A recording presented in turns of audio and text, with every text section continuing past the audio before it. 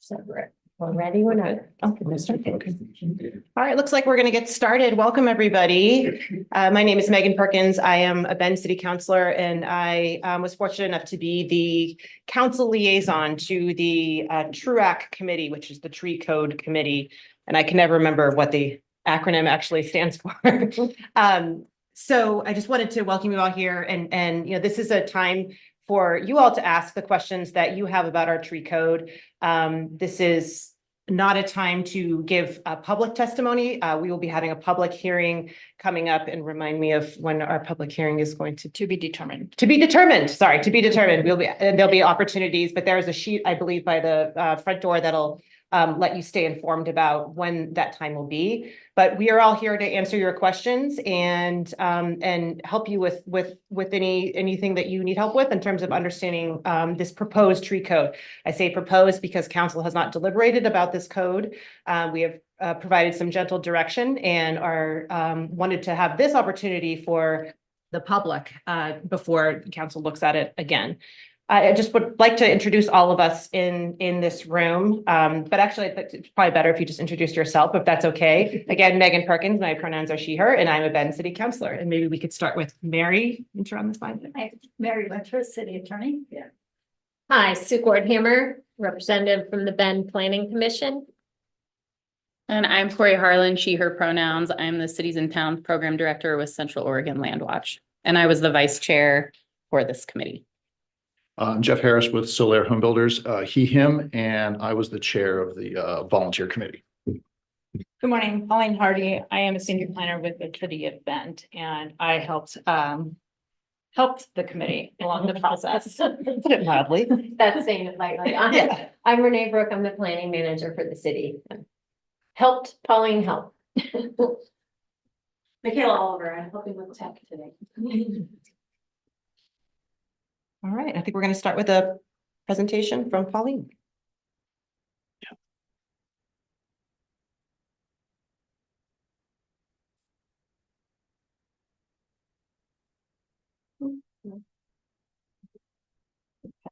I don't like it when these things are in the way. Okay, there we go. Okay, good morning again, and thank you all for attending in person, and we have several people online, I believe, as well.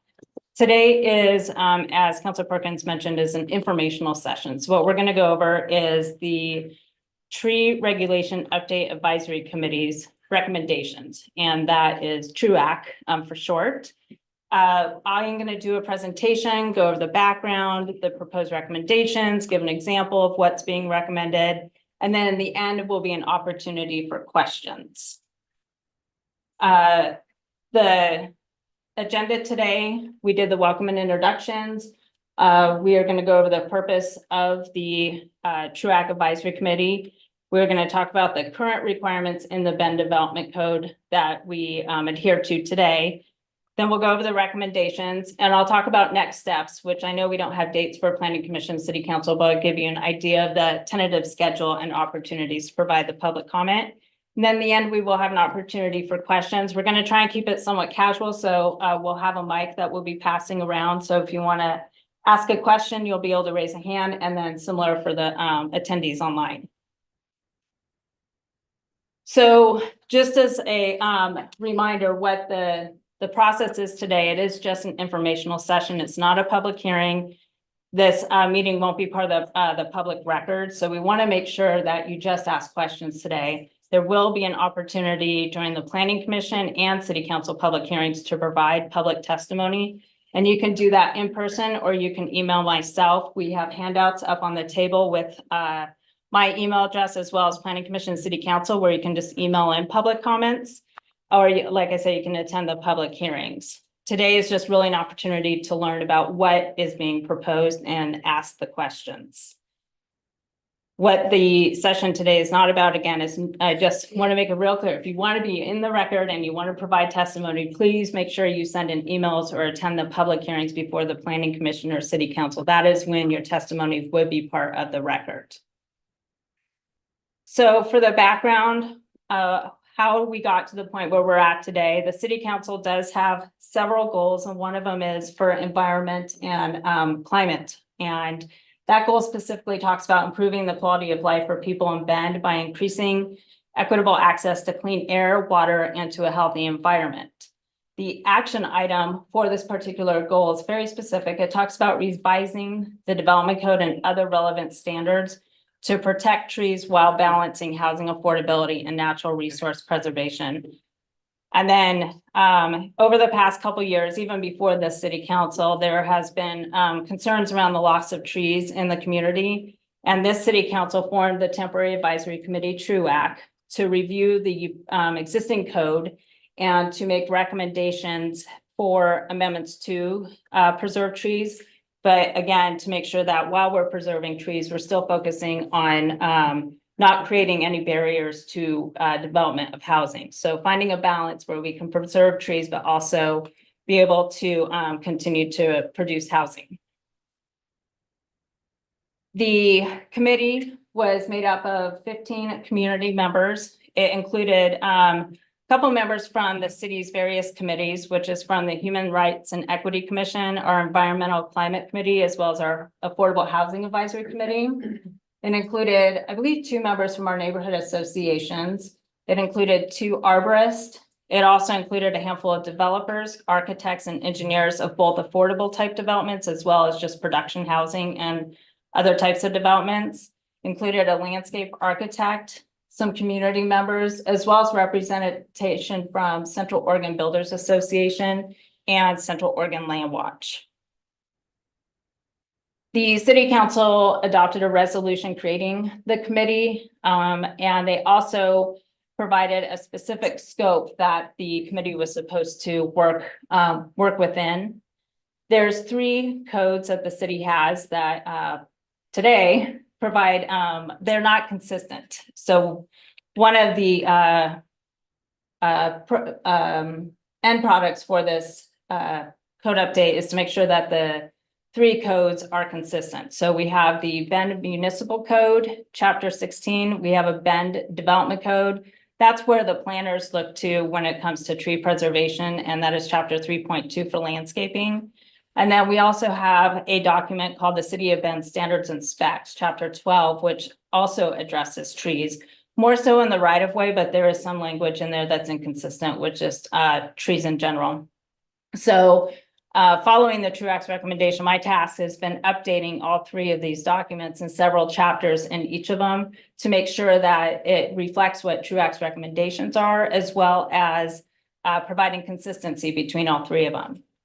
The second part of the scope of the project was for TRUAC to provide clear and objective tree preservation standards for the development of housing, but also to include a discretionary process. So TRUAC came out with recommendations for clear and objective, as well as a discretionary track. And I'll go into a little bit of detail, high level, to make sure that everyone understands the differences between the 2 types of recommendations.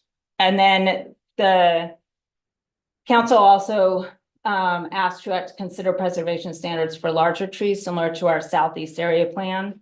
Our Southeast Area Plan is a large master planned area that currently has its own tree preservation standards, which includes preserving at least 50% of trees that are 24 inches or greater on those sites. The 4th item that council asked was to consider alternatives to preserving trees, which includes what we're calling, and you'll learn throughout this, is mitigation. So it would be tree replacement. So if you take out a tree, you put in a tree, and we'll go over the details of that on site, or a option for payment in lieu of tree preservation. And then to continue to identify tree inventory programs to support preserving and expanding Bend's urban tree canopy.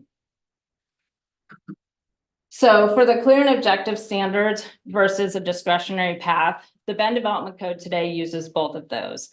And a clear and objective standard is where it's very obvious what is required of a developer. So an example would be 20% of the trees must be preserved on site.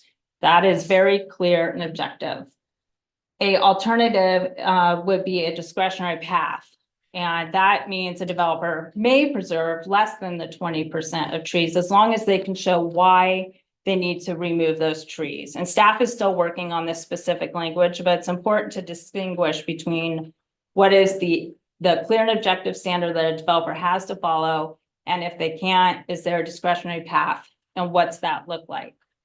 Regardless of which path a developer chooses, I just want to make sure everyone understands they have to demonstrate how they're complying with the preservation requirements. So if they're going to go down the path of clear and objective, they have to show how they're preserving a certain percent of trees. If they're going down the discretionary path, they have to show how they're still preserving or not preserving and why. So today in the Bend Development Code, we use the term diameter at breast height quite often, and you're going to hear it throughout this whole presentation. So we wanted to put together a diagram to help the audience understand when we say DBH, or diameter at breast height, what that means. And it's a measurement of a tree trunk at 4.5 feet above the ground. So a lot of our preservation requirements today and the proposed TRUE Act recommendations include a measurement at 4.5 feet above the ground. So when I say DBH, that's what we're talking about, is the diameter of breast height for trees. So today, the Bend Development Code regulates two types of trees. We regulate the deciduous trees measuring 6 inches DBH. So at 4.5 feet above the ground, the trunk is only 6 inches wide. And then coniferous trees, which is 10 inches or larger DBH. The standards today apply to land division. So if someone is creating new lots or parcels for a commercial development or for a housing development, the standards apply. Or if they're doing like a new commercial development or maybe an apartment complex, the standards would apply, and that's what we call site plan review. Or if they're doing a larger expansion, so if a project's adding over 5,000 square feet to an existing development, the tree preservation standards apply today. What is required today is that an applicant has to map and inventory the trees, the 6 inches and the 10-inch trees, and protect them during construction. What is also allowed today is that if they can't preserve the trees due to the improvements for public streets, public utilities, housing, or other permitted uses, they are able to remove the trees. As long as they demonstrate that they need to be removed for those purposes. So TRUE Act's recommendation, following, they made a recommendation following 9 meetings. It was only supposed to be like 4 or 5 meetings, but it took 9. And what they did is they reviewed tree preservation standards from other cities along with what we require today. Cities we looked at in different states, we looked at Idaho, Washington, Oregon, California, and even one city in Texas to see how they preserve trees and what mitigation they actually require as well. We also reviewed different applications from the city of Bend to see what is being preserved today and what isn't being preserved, and looked at different percentages. We looked at mixed use developments, we looked at apartment complexes, we looked at much larger developments called master plans, we looked at residential subdivisions to see again what is being preserved today under the current code and compare it to different options that other cities would require. As TRUE Act started working through the preservation standards, they talked about providing flexibility, but also incentivizing the preservation of larger trees first. So they, and you'll see a flow chart as we go through this process or presentation today, but they first encourage the preservation of what we're calling priority trees. So that's what we're referring to as our large trees. So 20 inches or larger at that 4.5 foot measurement, the DBH. And then if they are not able to preserve the larger trees, they start providing options for preserving different types of trees. Some smaller, but still encouraging the preservation of larger trees. They discussed the different options for mitigation, which included the replacement on site, as well as the payment in lieu of tree preservation. And they also talked about the challenges of developing smaller lots while also preserving trees on site. And so you'll see a recommendation regarding smaller lots in a couple minutes. And then they also talked about, instead of, allowing all these options for preservation and a developer just goes straight to clear cutting and providing mitigation, we refer to it as a floor, like what is the bare minimum that they would have to preserve before going to mitigation? So True Act's recommendation, they are defining two different trees. One is the regulated tree, which has got a diameter of 6 inches or larger, measured at 4.5 feet above the ground. And then the other is called a priority tree. So again, that's the 20 inches or larger measured at DBH. What True Act recommends for the trees to be mapped and surveyed. So as part of an application would be all trees measuring 6 inches or larger would have to be submitted as part of the application, included in a map and then an inventory. These standards would apply to sites that are more than 1 acre in size. And I'll talk about that in a little bit about sites that are smaller. Sites smaller than 1 acre would be able to remove trees with a recommendation, but they would have to provide the mitigation. The standards that these will apply to would be the same ones that we apply to today. So it'd be, again, our land divisions. You're creating lots of parcels for commercial or residential developments, or they're building new developments. So new apartment complex, new commercial or industrial buildings, or to large expansions. These standards would apply. And what would be required, again, is that they would have to map and inventory all the trees on site that are 6 inches or larger. And then they would work through next the preservation options. So the preservation options include clear and objective ones, as well as the discretionary one. The clear and objective preservation option first starts off with incentivizing preservation of the larger trees. So it's a little bit smaller percent, it's 20%, but the recommendation is of all the trees on site that are the larger priority trees, a developer would have to preserve 20% of the larger trees, the 20 inches or larger. If they're not able to do that, then the second option would be preserving 25% of the overall DBH of regulated trees on site. So that's taking all the trees on site that are 6 inches or larger and adding up the diameters of them and preserving 25% of that on site. So you get a variety of trees. This also still incentivizes preserving some of the larger trees because that's more DBH that would go towards that 25%. Is there a minimum percent of diameter on site that must be preserved before they start going to mitigation? And again, that's what I was talking about, the floor. So if a developer is not able to preserve under option 1 or option 2, the minimum is that they would have to at least preserve 5% of that overall DBH on site, plus they would have to do the mitigation.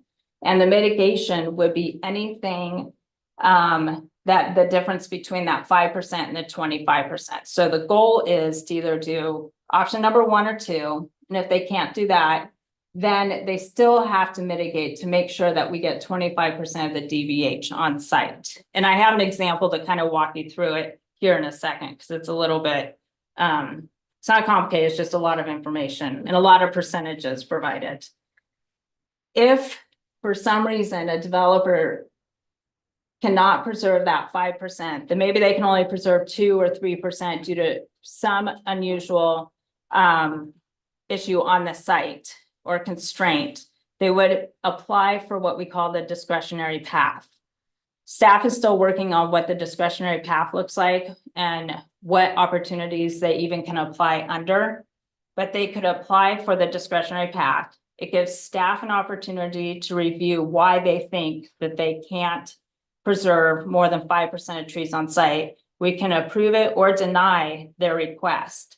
If staff approves their request to preserve less than the 5%, they will still have to mitigate. So let's say they don't preserve any trees. They still have to mitigate for the 25% of the DBH that they did not preserve on site. So mitigation, these are the proposed mitigation options. So if a developer cannot preserve at least 25% of the DBH on site, they will have to replace on site that difference. So if the trees are between 6 and 10 inches, they would have to replace with 1 tree. Between 10 and 19.9 is 2 trees, and anything over 20 inches is 4 trees. But the way this is gonna work in the recommendation as drafted would be that difference of, if you can't preserve, to start adding up the DBH to get to that 25%, you start with the largest trees. And I'll show you an example of how this works. But if they have to preserve let's say 40 inches or mitigate for 40 inches, and there's two 20-inch trees on site, but there's a whole bunch of smaller ones, they have to mitigate for the largest trees first. So they'd have to take the two 20 inches, which would mean that they'd have to replace two 20-inch trees at 4 trees for a total of 8. If a developer is more interested in not replacing on site and doing a payment in lieu, it would be for the number of trees they're supposed to plant on site. Staff is still working on what that fee looks like, but it would be based on the number of trees they're supposed to plant on site. There is also an opportunity for the developer to combine this. There might be a gateway into their development where they want to plant some trees on site, but they can only plant a certain number of trees, then they can also pay for the other trees. So they can do a combination of mitigation, but they will be required to mitigate if they do not at least preserve 25% of that overall DBH on site. So this is the example. And this is just totally made up example. It is a site that has 20 regulated trees on site. So each tree on this map is 6 inches or larger, and there is 20 trees. The ones with the black circles are identified as our priority trees. So they're all 20 inches or larger. So on site, there's 8 priority trees, 20 overall trees, and then the total DBH of all the trees on site is 350 inches.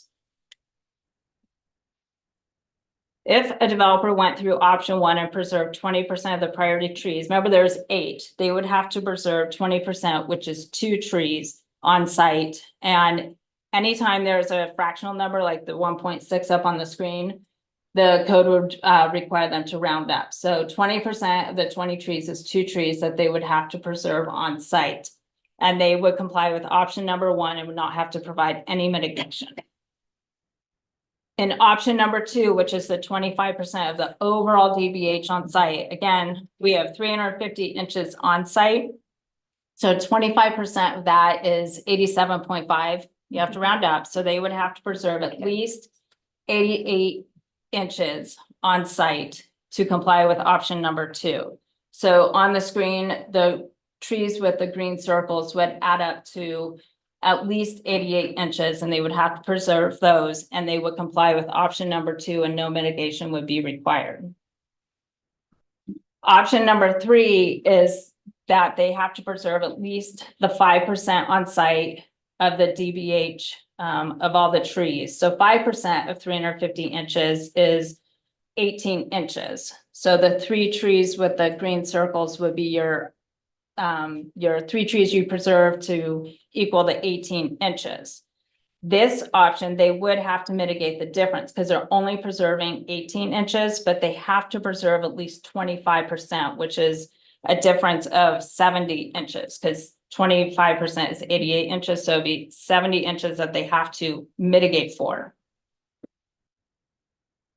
So an example of a mitigation is same site, same trees here on the site. The 25%, as I mentioned, of the overall DBH is 88 inches. In this example, let's say a developer is able to preserve the 3 trees that are circled in green for a total of 22 inches, because one tree is 10 inches and the other 2 trees are each 6 inches for a total of 22. So they're able to preserve 22 inches, but the 25% was the 88. So they need to mitigate for 66 inches on either through replacement on site or through the payment in lieu. Remember, we're going to start with the largest trees to make their mitigation add up. And in this case, the 4 largest trees on site, or the largest trees on site to get to the difference of 66 inches are 20 inches or greater. So the 3, can you see my ear? Yes, the 3 trees here are each 20 inches, and this is a 30-inch tree. So it equal or exceeds that difference of 66 inches. And so those 4 trees would be the ones that they have to mitigate for. So that means of each of those trees, they would have to either provide 16 trees on site or make a payment in lieu for 16 trees, because each tree is 20 inches or larger. There's 4 of them, and each one requires an additional 4 trees. So that is 16 trees. So they can, again, do the option. They can do 16 trees on site or make a payment in preservation for 16 trees, or maybe they plant 8 on site and they make a payment for 8. They have options, but in some one way or the other, they have to mitigate for 16 trees. So this is the flow chart that TRUAC was recommending. Again, just starting what we were talking through, working your way through. In the very beginning, the incentive is to preserve 20% of the priority trees, the larger ones. If a developer is able to preserve the 20%, then they are done. If they're not able to preserve the 20%, then they have the option number 2 of preserving the 25% of the overall DBH on site. And if they're able to do that, then they're done. But in some cases, if they're not able to preserve the 25%, then they have the 2 options. One is to preserve at least 5% plus mitigation. The other option is if they can't preserve at least 5%, they can propose or request to go through that discretionary path. And that is the path where staff can review why they believe they can't preserve it and make a determination on whether or not they can or can't preserve the at least 5% on site. With either of these options, they still have to mitigate to make sure they're making up the difference to the 25% overall DBH, either through replacement on site and or a payment in lieu, and then they would be done. So the next steps for this project is we have one more listening session next week on Tuesday at 5:30, I believe, at the municipal court. And then following that, I should be able to wrap up the draft, which incorporates TRUAC's recommendations. And it's a draft amendments, again, remember, to the Bend Code Title 16, to the City of Bend Standards and Specs, as well as to the Bend Development Code. When those drafts are done, then they'll be available for public review. And I have a list of a lot of people interested in reviewing them, and we'll send it out to everybody. And if you're interested to be part of that notification list, make sure I have your email so that you can get the draft. And that draft will be available weeks before we even go to a planning commission work session. So if you know, something gets pointed out, maybe there's a inconsistent or an error or something, I can have time to fix it.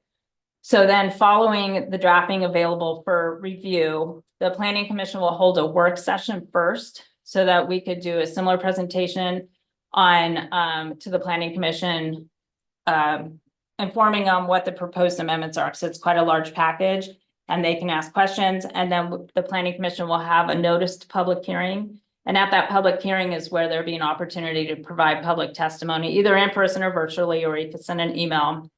Following planning commission's hearing, they'll make a recommendation to city council, and their recommendation could either recommend the amendments as drafted. They can recommend some changes to the city council, and then city council will likely hold a work session as well.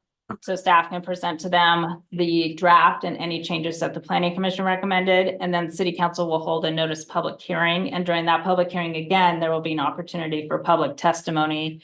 And the council at that time then will either support planning commission's recommendation or make additional changes to the draft and hopefully at some point approve the draft that they'll be reviewing for the amendments to the Bend Code and Bend Development Code for the tree preservation. So that is a lot of information. So I'm sure there's going to be a lot of questions. And so Michaela is going to help us with the questions online. And then there's opportunity for questions in the audience as well. Hi, everyone. So if you're in the room, we have Renee Mitchell, our communications and engagement director, here to pass around a mic. So if you have a question, just raise your hand, let her know that you have a question. For those of you who are online, if you raise your hand, you should have an item or an icon at the bottom of your screen that has a raise hand option. Let us know that you have a question and we'll be calling on you and unmuting you. If you're calling in on your phone, you can push *9. *9 will raise your hand, and *6 will unmute you, so that you can ask your question. So with that, let's go ahead and get started. We can do a question in the room if we have any. Are we limited to one question? No, I think just be mindful of the time that you're taking. Make sure that your questions are questions rather than comments. Do we have a time limit for this session? No. Was there consideration for species when you were looking at tree preservation, specifically juniper? We did have a fairly healthy discussion around junipers versus all other trees when we were talking about deciduous versus conifers. And the arborists on the committee really gave us a lot more insight into, there's folks who love junipers and there's a lot of strong feelings otherwise as well. And so the short answer is yes. In the end, it came down to actually not being, the recommendation the committee voted on was not to distinguish between species or deciduous versus conifers. Okay, so we'll go to the question that we have online. Bob Kruger, I'm going to allow you to speak if you would like to ask your question.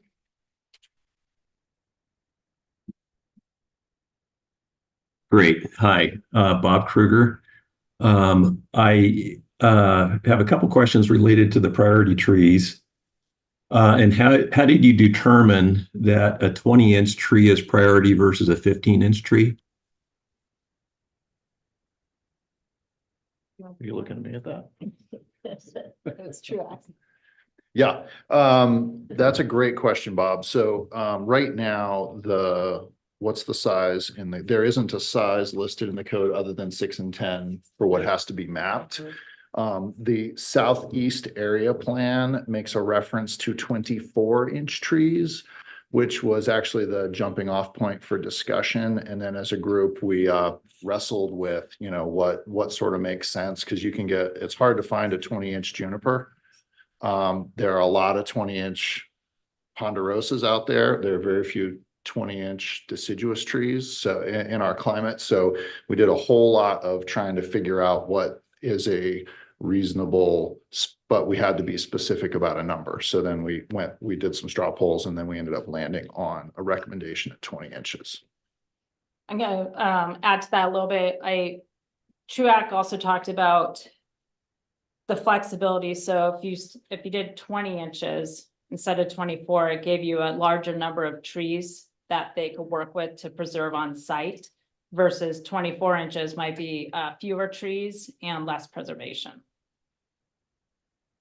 And I was going the other direction as opposed to going up to 24 inches. I was going down to 15 inches, given a number of factors. But did you also look at what the other cities had proposed, as opposed to just the one number from the southeast of Bend? Yes, we certainly did. The challenge is there aren't really well-developed tree codes for cities in the high desert.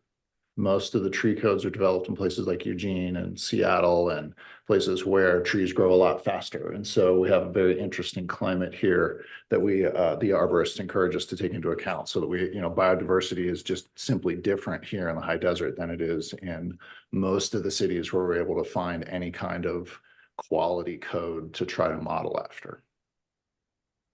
And then if I could just follow up on the priority trees, how did you decide 20% versus 50%, as you talked about in the southeast plan?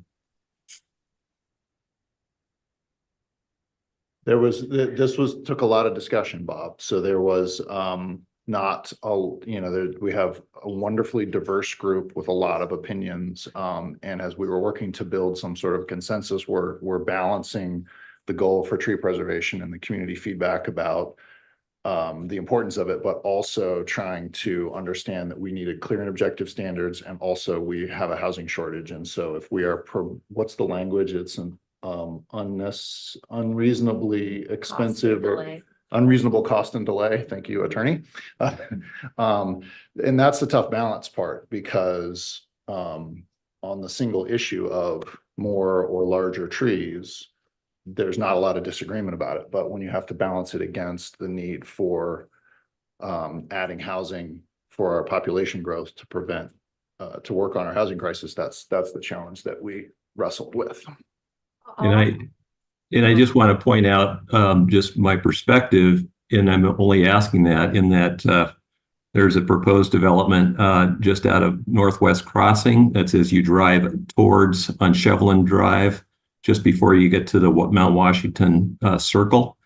That was on the left side before you get to the church, the LDS church. And it's an application that's in the city, and that there's 300 trees that are significant. All will be taken out. And your proposal, if they just kept 2 trees, everything else is clear cut. And I'm trying to understand that. So that's why I was asking about the 20%. A number seems too small, and the 20 inches seems too large. Thank you, Bob. We're gonna move on to someone in the room. And if you have another question, you can raise your hand. We'll come back to you later.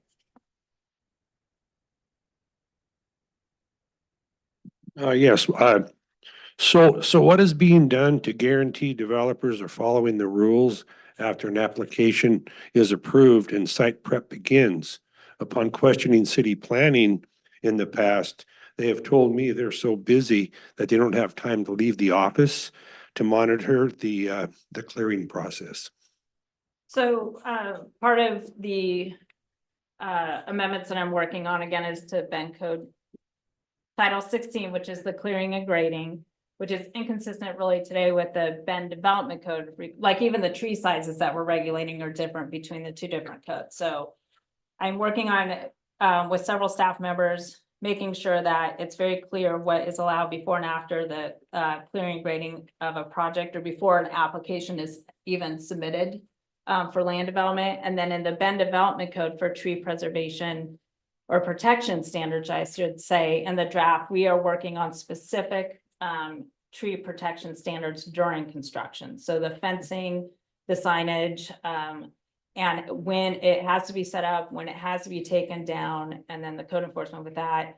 And then in the standards and specs, we are working on what that figure looks like for the tree protection fencing. So there's going to be a lot more specific requirements for the protection of trees during construction in the drafts. Oh, yes, that's very important to have that fencing around a tree. There on the drip line of a tree. Once you go inside of that, you're damaging roots, which will compromise the tree. And we've seen many trees die after the developer comes in, and then that tree gets removed again. And now we have that canopy that's been compromised. And I guess my other question is there a volunteer group that a person could join that could help monitor applications that have been approved to be the eyes out there in the city if you're so busy? Maybe I'll willing speak to volunteer. to that. As Pauline said, the preservation standards that would be in place in terms of fencing required on the site. We will do an inspection before grading begins to make sure that the fencing is where it should be, as wide as it should be, and that it's around the proper trees. And then throughout construction, there are regular inspections called for different stages of development. So there are city staff out on the site. If someone sees something of concern, you're welcome to notify staff that something appears to be out of sorts with what you'd expect. Certainly let us know.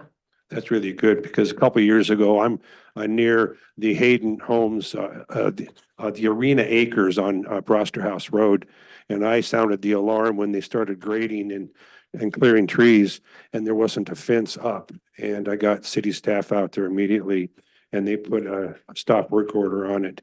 And then there were 2 large trees in the center of the property that were to be preserved, and it was very clear they did have a fence around them.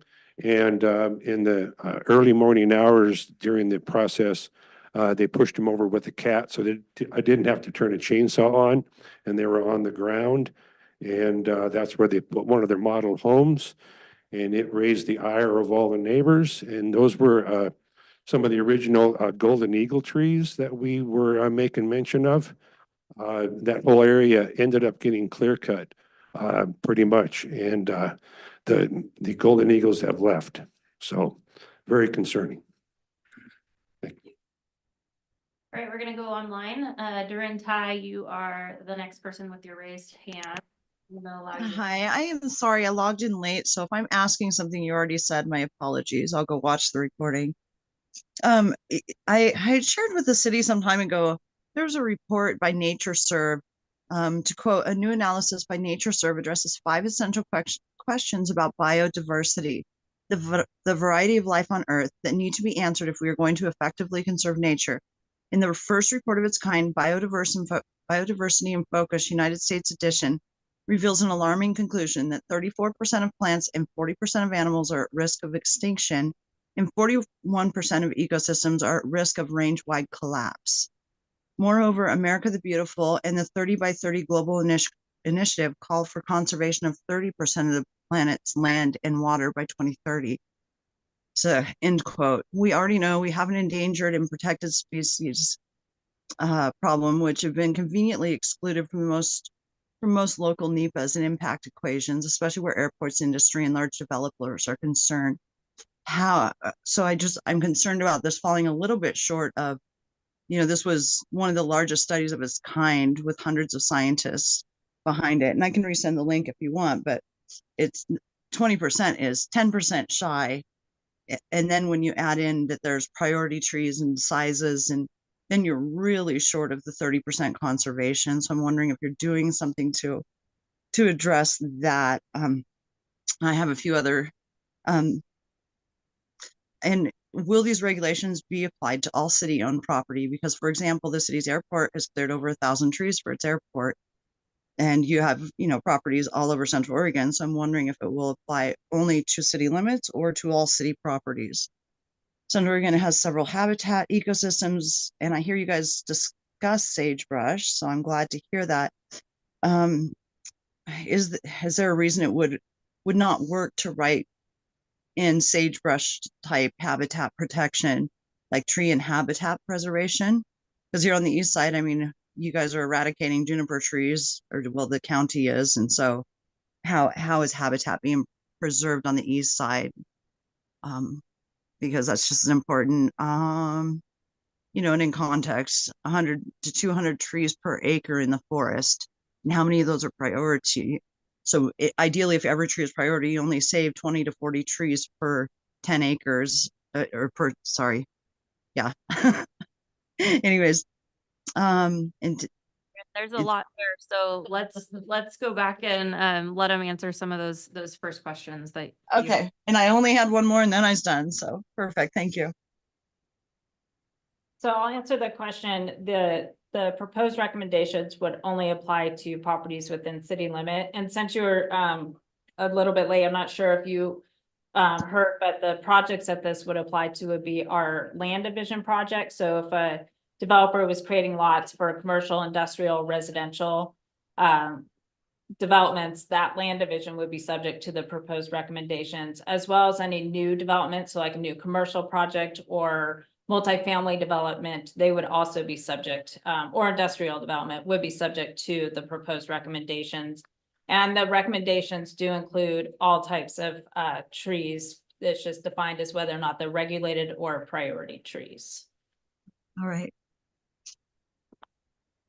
All right. Thank you.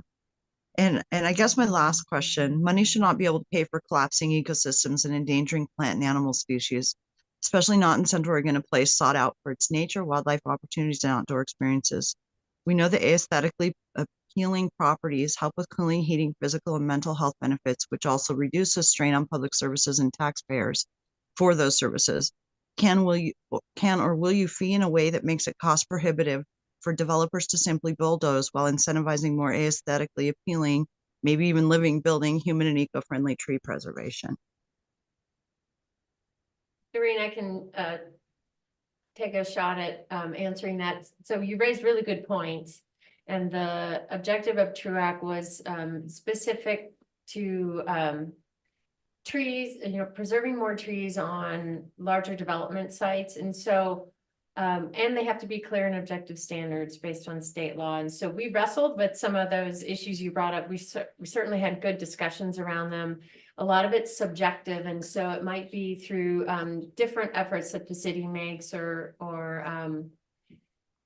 different plans or policies that might be implemented that could get at that larger diversification of the ecosystem that you're raising. This narrow scope, we were just charged with focusing on a very narrow scope for TRUAC itself. So, and again, as we're converting these regulations from something quite subjective to objective, we acknowledge that it might not be perfect exactly right out of the gate. And so we're willing to look to see what this does produce as we see new development applications submitted and then adjust if we need to. Sounds good. And I also just wanted to thank you very much for taking this on. I think it's really important and I'm very grateful for your work. Thanks, you. Jen. I was gonna add to that real fast. One of the options, and I know it's monetary, but it's in the beginning, we talked about the scope of the project, and council's direction was also to look at ways to expand the urban canopy in city limits, because we know that there's areas in the city that don't have as much canopy as other areas in the city. So with the payment in lieu of tree preservation, the funds collected, one of the opportunities with that payment is to look at planting trees in areas in the city that have a deficit of trees and to help expand the canopy within the city limits. Hi, Carolyn Casey. First of all, thanks for the foresight of the council and all of you to set up TRUAC and look at this incredibly important question. I think we all pinch ourselves on days like today, right, about how beautiful it is here, what a great place we live in. Excellent Herculean effort. However, I have this thought that, are we going to wake up 5 years from now and find that we didn't do enough to preserve the natural resources, that, that we just should have stood up and been better stewards of the incredible natural resources we have here. I want to recognize we have to develop, we need housing, but very concerned that we do it in a way that preserves. A couple of questions for you. Did the committee consider providing any incentives for a developer to choose option number 1 to preserve 20% of the grand old large trees? Any financial incentives, breaks on their infrastructure costs, bond to replace the tax revenue loss, et cetera. And if you didn't consider, could the city council consider that when they take up these recommendations?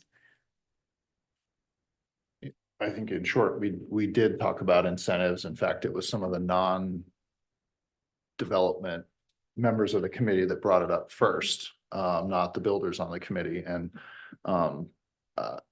there weren't any super obvious, like immediate incentives that we could identify. If you could, in exchange for more trees, get your plans reviewed faster or some of those things. We certainly talked about it, but the staff is already strained, and there are a couple of, there are now affordable housing projects get priority, and those are already sort of stacked up now. And so putting another thing at the front of the line wasn't something that was an immediate obvious recommendation we could make, but we did tack a handful of additional recommendations, including looking at, that was outside of our scope, looking at incentives and looking at some other ways to improve the overall canopy preservation in the city outside of the narrow scope that Renee was talking about. I see. And Megan, could the council look at this before they ultimately approve anything, if they do approve amended incentives? Because let's face it, a developer can come up with a rationale to get around option 1, 2, and 3. That's my concern. Is that something you could look at more broadly across the tax code, Attorney here. costs, et cetera? The one that came up the most would have been speeding up the permitting process. And I think our CDD director and I both spoke to that. Like Jeff said, we already have a program in place for certain kinds of development, and the practical ability to pick and choose amongst regular development. The kinds of development that we talked about are numerous that have trees. So be able to move those to the front of the queue. Yes, I understand. It's just something that we have really no ability to do. Things like reducing costs, those are many parts of our codes Mhm. and things like there's so many parts Mhm. of state law that regulate how you do that. Mhm. And so many different codes that regulate. I think the lawyers would say we can't really legally consider something like tree protections in like the SDC statutes for reducing, and those are methodologies. They're extremely complicated on the things we can consider to charge developers fees. So I can't really think of a way that we can reduce the cost to a developer for tree preservation other than the approaches that we're already taking, Mhm. which are incentives. I mean, we tried to work those in, Yeah, yeah, honestly. yeah. Well, thanks for your thoughtful response. I don't think that staff constraints or that it's complicated to look at think the code holistically is a reason to back down, but thank you for your response. Just really quickly, I thought I might add, and we haven't gone through the other recommendations that kind of came forth from TRUAC, but I know they're an important part of this conversation. But I think it helps to sort of elevate for the folks in this room, like the monitoring of this change is like a really, really critical element, particularly for an organization like Landwatch. This is, a code that ostensibly is headed in the right direction. The gains are incremental. And I think it's important to recognize that. And I think that the monitoring, like what are we seeing developers do, right? As they enter that flow chart, what options are they picking, right? Are they in fact just sidestepping option one and jumping straight to cut them all and pay them? That's something that we have to let the code run and the changes run to see what actual things we're going to see. And so what I've appreciated and what my understanding is from staff and from council is that there is that real commitment that we're gonna like monitor the heck out of this thing and see what are we actually seeing as developments move through this new flow chart and through this new process. And to that point, if we're really seeing something that's problematic, if we aren't actually getting more preservation, even if it's incremental, if we are seeing that leap to the very end of the flow Yeah, chart, that's my concern. that's a problem, right? And that's something that I think there's a willingness to kind of go back and say, okay, well, we set it up for this kind of outcome. It's actually not achieving that outcome. What other things do we need to consider, put on the table, have a discussion about to actually ensure that we're getting those outcomes on the ground? And so that was a big part of the track discussion. It was a part of the work session with council. And so I just want to put it in the room today so folks can hear that as well. That really that rigor and that oversight is essential to knowing if this actually is going to preserve more trees and more large trees over time, because I think it should, but we really need to see it in real life to know that that's actually the outcome we're getting. Thanks, Corey. I take that to heart. It's a journey and you're going to monitor. If I could add to that, I mean, I think I absolutely agree with what Corey's saying. I feel very confident, speaking for all of council and saying that, it's not like we say, okay, we fixed it, we're done with trees now. I mean, we intend on monitoring this process and seeing what's happened, seeing what we may potentially need to be fixing in the future. And we also intend to, take a look at the recommendations and take them very seriously from the committee that are not in the scope of this work, and see how they fit into future processes that we're doing in council, whether it's the budget process or what other departments it needs to go through. So I will say that Thank you. we are very committed to ensuring that this isn't the end. Awesome. Thank you for that. Quickly, I'll move along here. Under the replacement option, I think the implementing regulations of the programs that Pauline and others at staff here are going to develop will be critical here. For example, what kind of standards are you considering for defining that it's not possible to save trees and therefore we want to replace? Because I think that's really going to be critical. So we are meeting today at 4. Oh, We are still working on what the discretionary track is going to look like and what those situations are that make it not possible to preserve trees. And again, when a developer requests to go through that discretionary track, it's just a request. It does not bind the staff to approve their request. They're going to have to identify of whatever criteria we develop that they cannot preserve the trees and demonstrate that they truly cannot preserve the trees. great. Great. Awesome. Yeah. Thank you. I know I'm taking time, so I'm going to move along. How about the last one? How will you, sure. Again, I think, I'll skip that because it's really, I think you've already answered it. Anyway, thanks. Let's just make sure we do enough.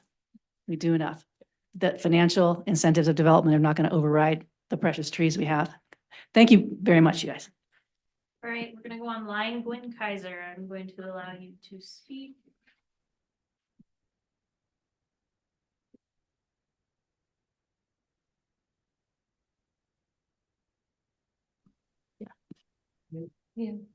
Okay, also relates to the city canopy and preservation of that. So I'm actually not sure if this was made clear, but what actually defines a site? Like, for example, if a development is going to be 50 acres, but split into 100 building lots, is that one site or is that 100 sites? That'll be one site. So then related to that, is there any sort of requirement for the distribution of preservation that may occur? Or would a developer be able to clear cut everything except for maybe like the edges of the property? There's not a there in the True Act didn't dive into those details, but the draft is not going to include a requirement for the trees to be distributed. It will be the developer will submit demonstrating how they comply with either the 20 or 25% preservation and identify in the plan where those trees will be preserved, but there's no requirements on distributing them preservation throughout the site. Okay. I see, like, again, we all see like clear cutting occurring all over the city, and that is heartbreaking, but maybe it is on the edges of where there's a strip of trees being preserved, and that just seems not useful for habitat preservation and even for like the health of the trees. So just something to maybe think about including in the requirements. Thanks, Gwen. Thank you. Someone in the room? Hi, I'm Robbie Silverman. Okay, one thing I understand is that the new code has to be clear and objective, but I've also heard and seen that there's some language that says preservation of trees cannot cause unreasonable delay or expense in building needed housing. So that is not clear and objective. So a question is that going to change and become clear and objective? And also the other thing is these codes are for also industrial and commercial retail development that do not provide needed housing. So it seems perhaps that there needs to be 2 tracks. So, or just a question, because, that's, not really helping with needed housing. Do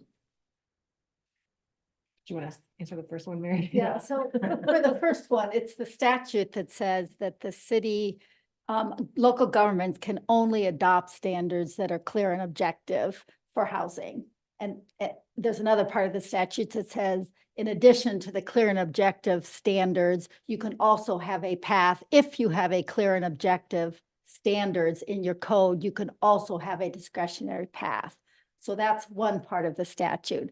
And then it goes on to say that your standards, conditions, and criteria may not have the effect, either standing alone or cumulatively, that discourage housing through unreasonable cost or delay. So that's kind of an overlay on all of your, there's actually been some issues with housing and looking at tree codes, potentially discouraging housing through unreasonable cost and delay. So it's just something that we had to think about.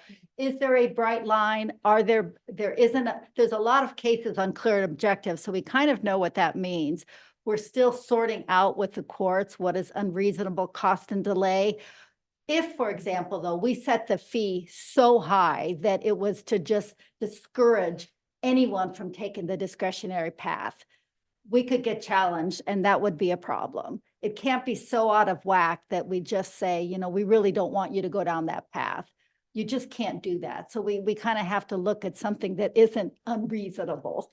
Well, you know, I mean, there will be court cases on it, and, you know, we've already been challenged on our, not this part of our code, but the city of Bend has had to defend its code at, LCDC, the Land Conservation Development Commission, so we've been there, and you don't want to push the envelope too much.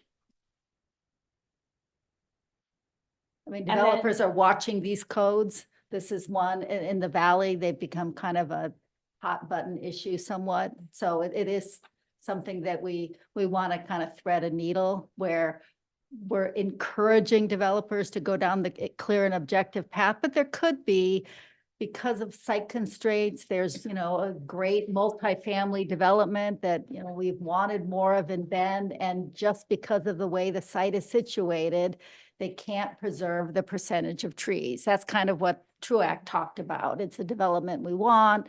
They're doing the best they can, but they just can't do it.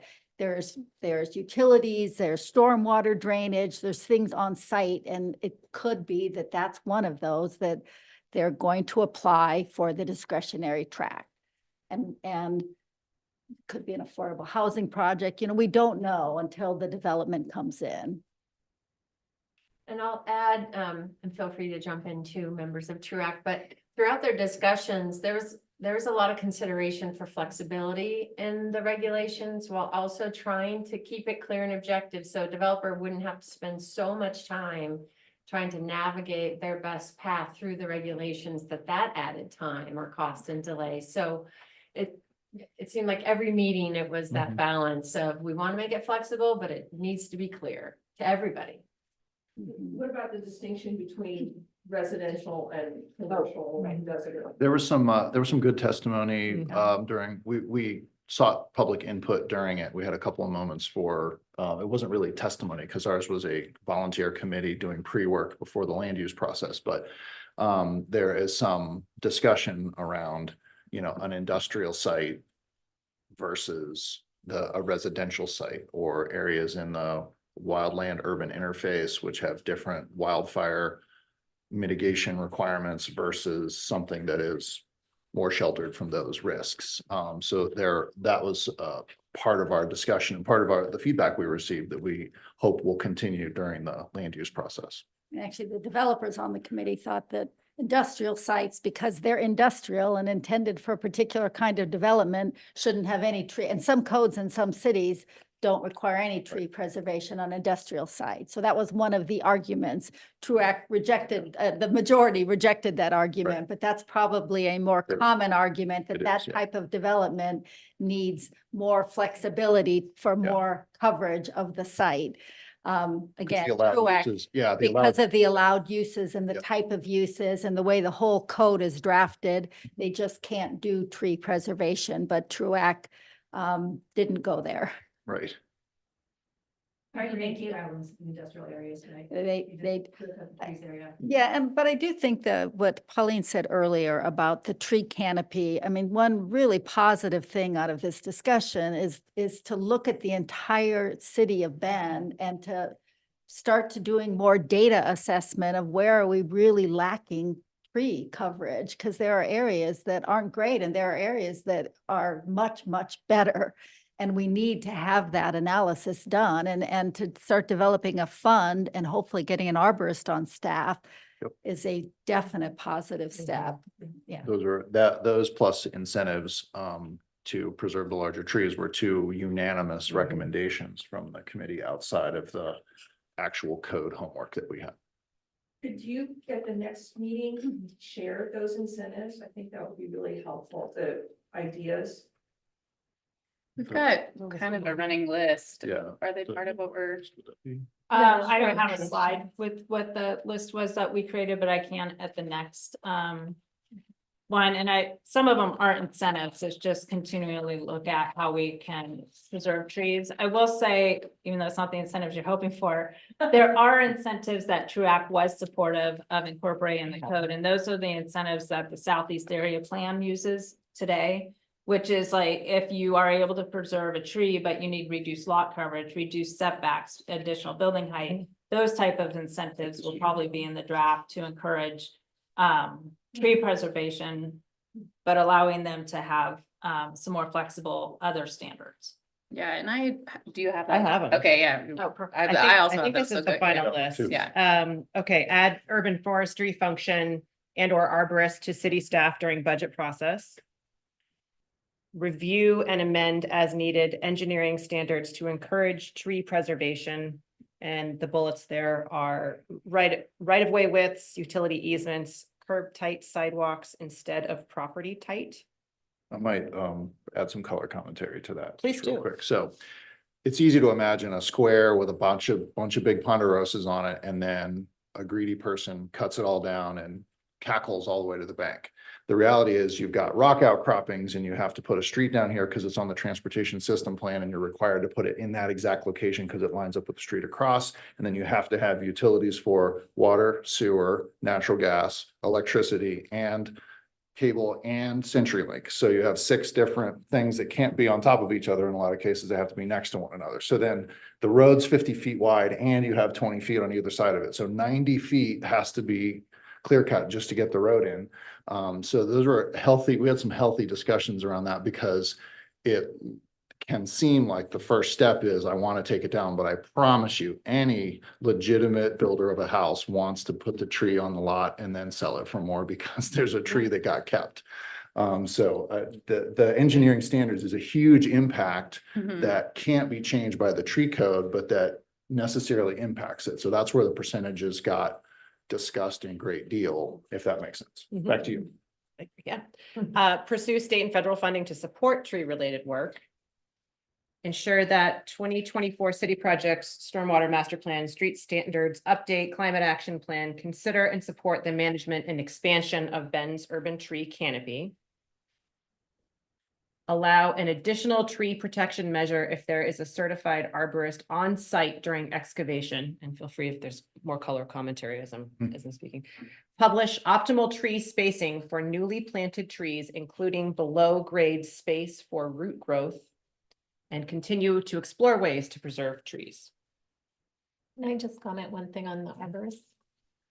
So there was, questions about, how do we monitor this ongoing, right?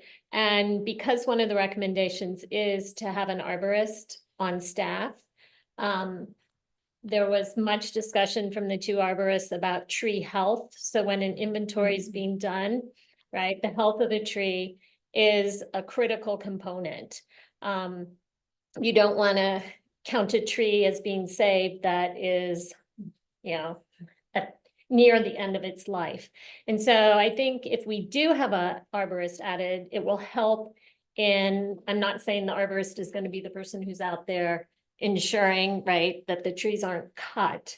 But I do think lots of comments were made that the inventories would be much better, and that the health of the trees would be in consideration, and also to have a tree advocate on staff when a development is being planned, that we may have more creative approaches for how trees could be saved.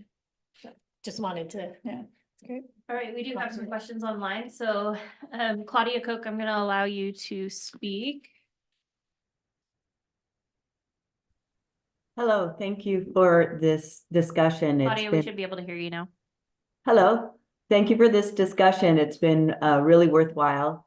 And my question, you may have answered in full, but I want to just ask Just a again. second, Claudia, we're going to try to mute you and unmute. We're having some audio issues.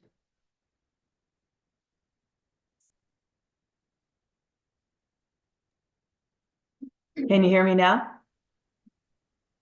Nope, we still can't hear you, Claudia. I'm gonna mute and remove permission. I'll move to the next person, but we'll try to get you back up in a second. Kavi, you're next on the list.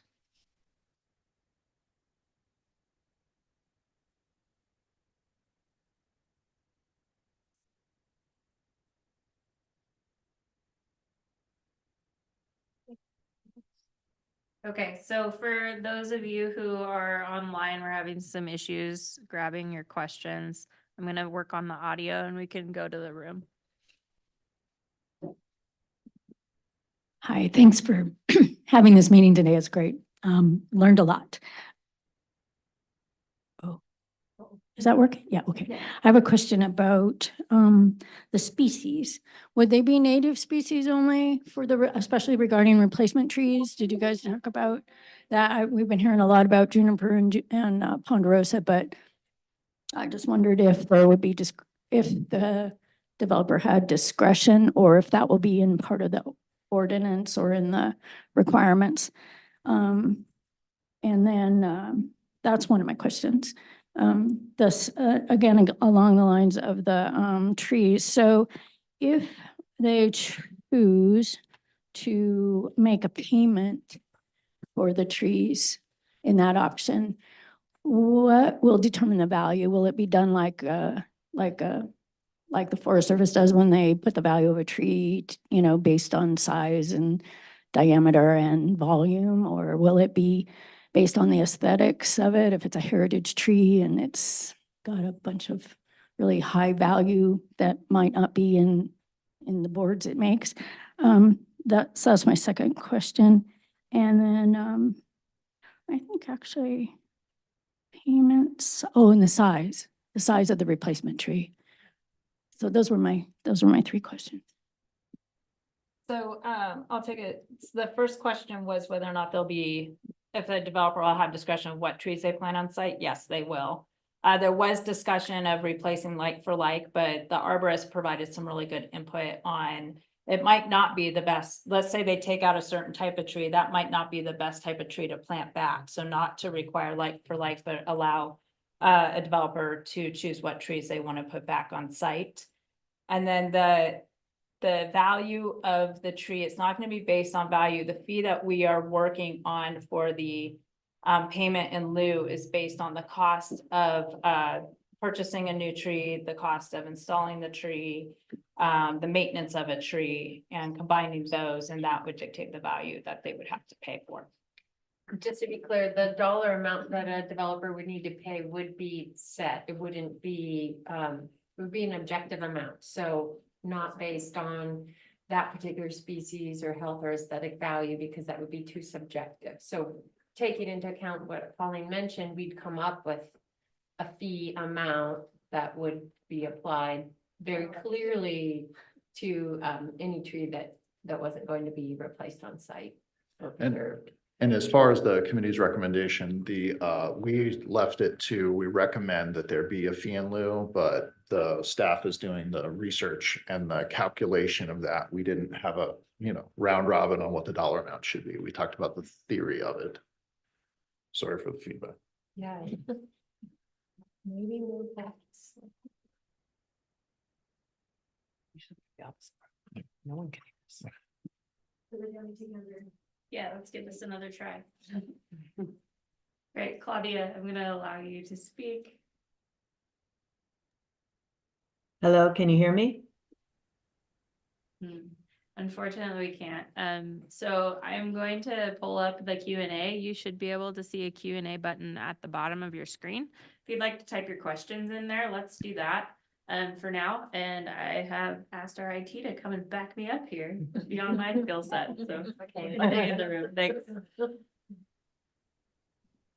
I was going to speak to the canopy question that we faced. We were not given any way of measuring the tree canopy.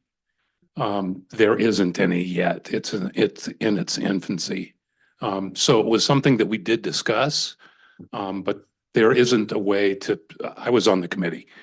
Yeah, there isn't a way to measure it yet accurately. So that's sort of why we chose not to deal with it. Well, I think it was just part of like the key recommendation, right? A mapping and inventory, right? As the technology improves, Right. to include that as a future thing.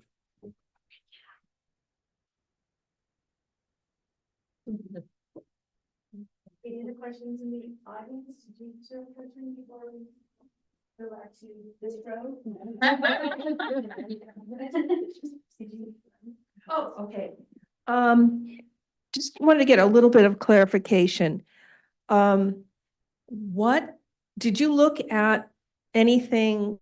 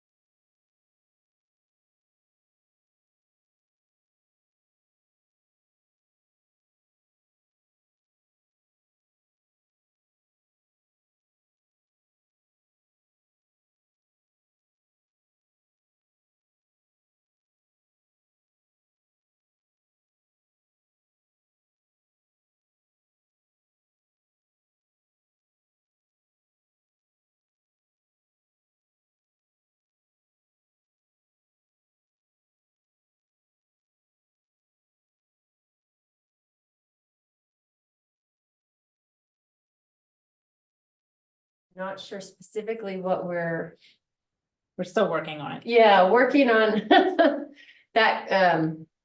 Yeah, I think at least I'm hopeful knowing that we'll have some mitigation options and some ratios going forward that we might be able to more easily point to, you know, this tree wasn't saved, it was supposed to be saved. And so here's your course of action to correct that. That's the part we haven't quite worked on, but a very fair question.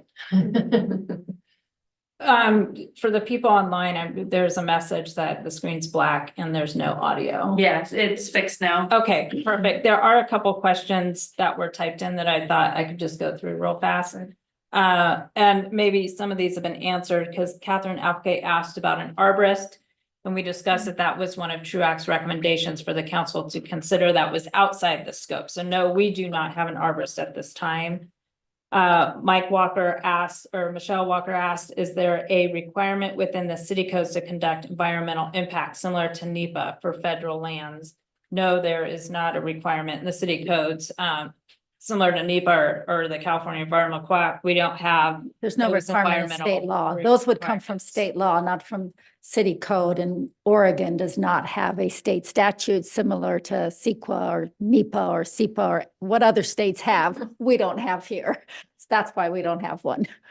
She also asked if we looked at developments, considered Gold Star, that have preserved trees. And in the beginning of the presentation, we did talk about different types of developments that we looked at. Some preserved more trees than others, whether or not they're Gold Star, I'm not sure, but we did look at different types of developments that did and did not preserve trees. The variances, we are not proposing any variances for tree preservation. What we are proposing, as I mentioned, is some incentives to propose trees. So as reduced setbacks or increased lot coverage, those type of incentives. And are there any new site development plans getting approved while tree codes are being drafted? If so, can you share any idea of how many acres are involved? We are getting new applications all the time, and they are subject to the tree preservation standards that are in place today. Once these code amendments get adopted, then any application submitted after the effective date of the new amendments would be subject to the new requirements. All right, let's try this one more time. Claudia, sorry, you're our guinea pig here. I'm going to allow you to speak. Hello, can you hear me? Okay, so there's still no sound in the shoot. And her question is, how will fees in lieu be used? Will they be designated for trees specifically? We're still working on the specifics of the amount of the fee and how they will be used, but they will be used towards trees. So either maybe planting new street trees in locations that don't have trees. But we're still working on the specifics, but it will be to increase the urban canopy.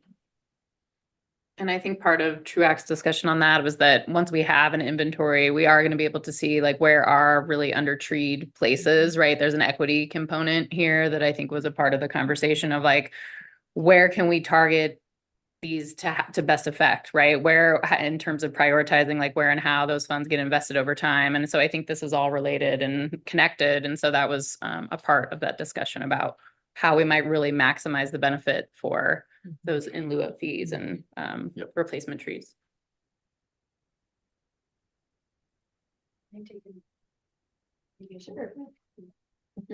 Just one more tiny question.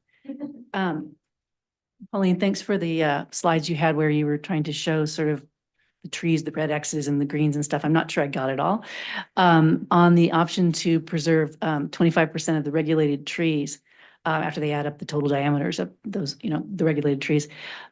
Is there any thought going into requiring a certain amount of the large trees to be preserved and count towards that? Because they could come in and put in saplings, right? Costs more to put in bigger trees, but if we're cutting down 100-year-old trees, if we put in saplings, it's going to take 100 years to sort of get it back where it was. But can they just take the total inches and just put in any size tree they want under that option? So the replacement, if I understand the question, Is- replacement trees. No, not replacement trees. Preserving 25% of the regulated trees. That is any tree that's 6 inches or larger. Yeah, so they could replace with only small trees. Not replace, but sorry, preserve. I confused by replacement. So sorry, Yeah. preserve. Yes, they could choose any tree that's. They 6 could preserve inches or only the larger small and get ones. that Yes. 25%. Yeah, that's a The little bit of idea a is to concern. incentivize, use the TRUAC felt that a developer may choose to preserve the larger trees to get to that 25% quicker than preserving a Yeah. whole bunch of little 6 inches ones is a lot more trees to preserve than maybe 3 large ones. I see that. Okay, yeah. And the other change, which was the subject of some debate, but right now the code says 6 inches for deciduous and 10 inches for evergreen. By making all of it 6 inches, one of the arguments for that, in favor of that, was that gives you more trees from which to choose for the 25% option when you're looking to preserve, so that based on utilities and streets and house locations and whatever else, you have a larger basket of trees to look at. Yeah, consider. sounds like you're really thoughtful about it. Thank you. Copy, I see you're online. Do you want to give it a try and unmute yourself? At least you can hear us, it looks like. I can hear you. Can you hear me? Hear you. We can hear you. Go ahead and ask a question.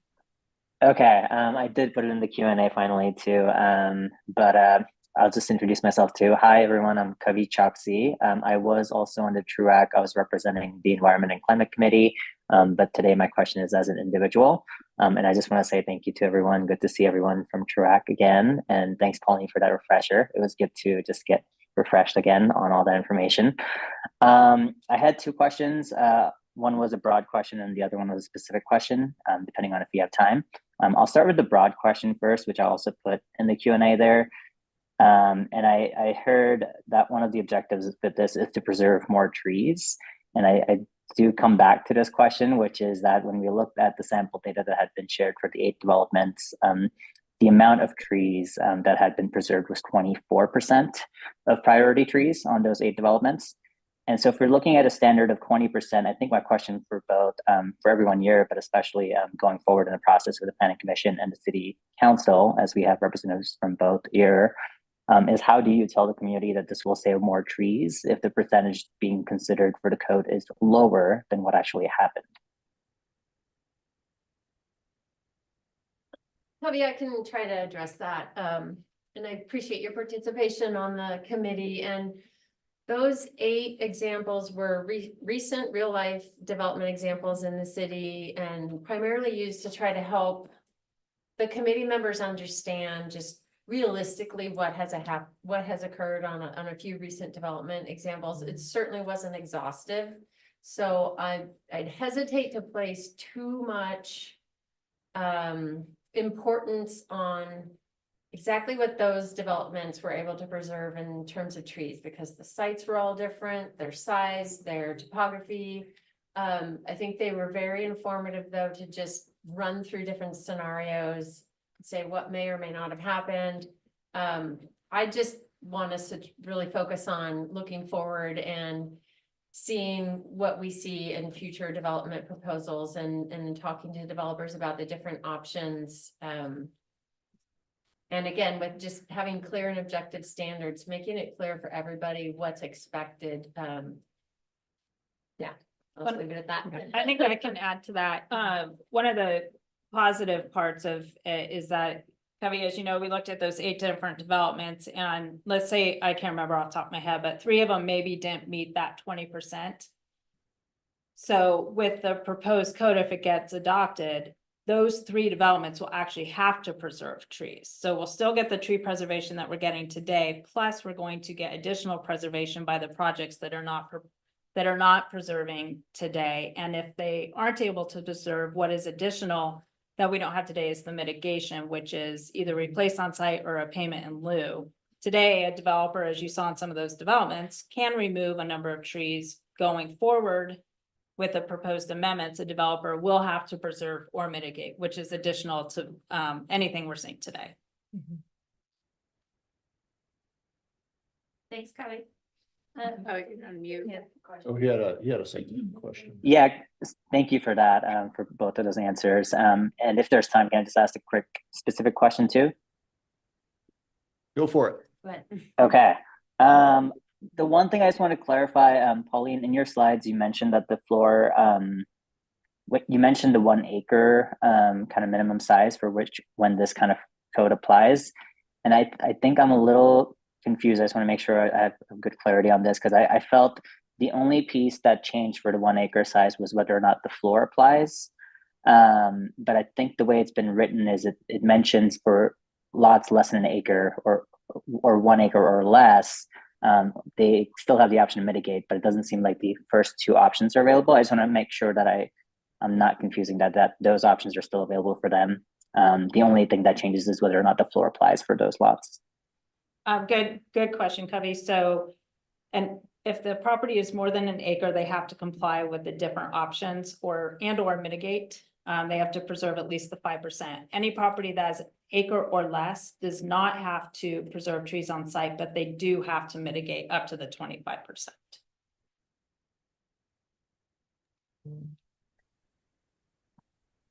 I guess just my understanding was that they can still preserve the trees and that still applies. The floor I thought was the only thing that we said that there was a exception for with the size. I didn't realize it was the whole code. Was my understanding of it. Yeah, any property over an acre has to preserve at least 5% or go through that discretionary path. If you are an acre or less, you can propose to go preserve 20% or 25%, but you don't have to. You can remove the trees, but you will definitely be required to mitigate up to that 25% DBH that they removed. Okay, thank you, Pauline. And I just want to say I was planning to be there in person, but I've been feeling sick, so thank you for letting me ask this question online. You feel better. Thanks, Covey. We have one more question back here. Hi, Bob Gressens. I guess it's a comment, but to Kavi's first question regarding the percentages and such, those 8 examples, the good news is those developments, as I recall, there was preservation done on every one of those. I think one of the reasons. All but one. One clear-cutted, some preserved a few trees, and some preserved a lot of trees. Okay. To the first, yeah, so it's the clear cutting that I think is top of mind of a lot of people in the community, including myself. And so sometimes as we get into the details of the exact numbers, percentages, sizes, and people debate that, I think it's good to come back to what are we really trying to achieve? And that is the preservation of some reasonable number of trees. Most developers seems have been responsible, but there are those glaring exceptions that I think this is aimed to address. Yeah, those kind of like drop the blade scenarios, right? Where you're really trying to kind of narrow the instances when that can happen. Yeah, right now there's no floor. So you mapped it and then they can get taken out, right? So the establishment of a floor that can then be evaluated. I kind of think of this like the ADU code.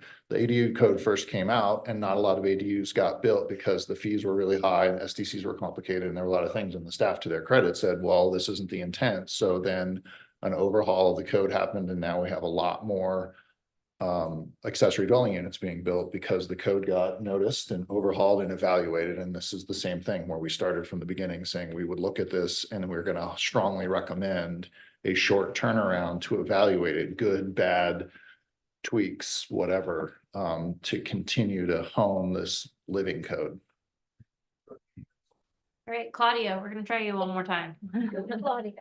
We believe in